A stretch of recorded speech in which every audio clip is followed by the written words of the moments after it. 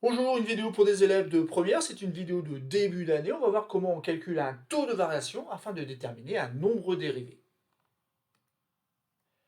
Dans cet exercice, f est la fonction définie sur r étoile, c'est-à-dire r privé de 0 par f de x est égal à x moins 1 sur x. Il faudra dans un premier temps vérifier que pour tout h différent de 0, et tel aussi que 1 plus h soit strictement plus grand que 0, l'image de 1 plus h s'écrit 2h plus h au carré sur 1 plus h.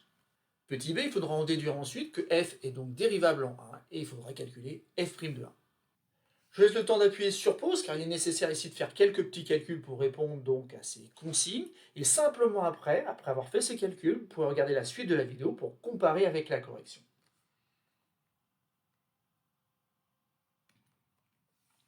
Alors passons à la correction de cet exercice. Donc dans un premier temps, il faut calculer l'image de 1 plus h par cette fonction f. Et comment fait-on?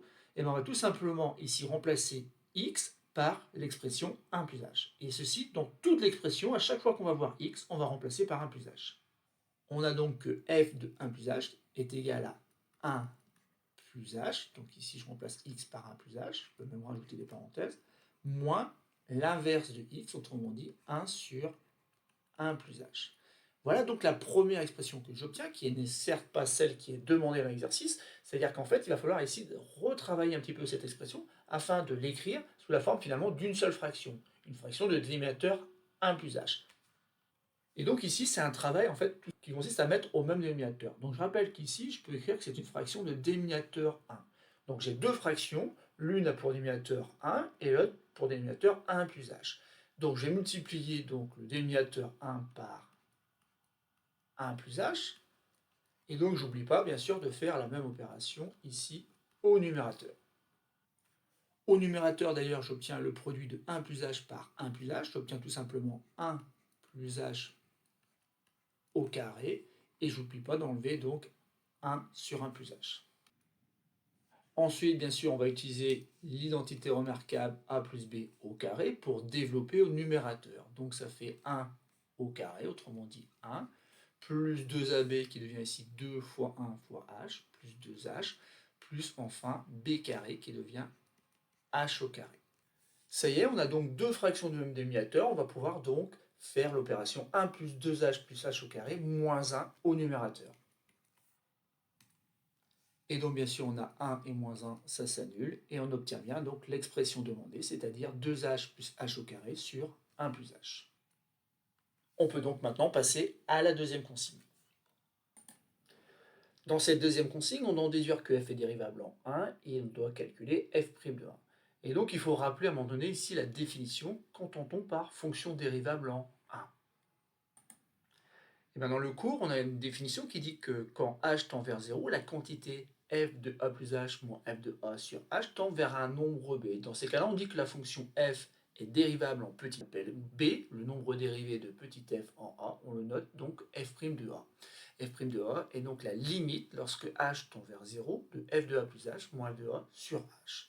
Donc cette quantité-là, f' de a, qui est donc égale à ce nombre b, eh bien, il va falloir la déterminer. Il va d'abord falloir donc déterminer d'ailleurs si la limite existe. Et donc ici, il va falloir déterminer f de 1 puisqu'on a déjà f de 1 plus h. Mais f de 1, c'est très simple, c'est 1 moins l'inverse de 1. Autrement dit, c'est 0. Donc ici, on va pouvoir déterminer donc le quotient f de 1 plus h moins f de 1 sur h. Donc je remplace ici f de 1 plus h par l'expression qu'on avait trouvée au petit a.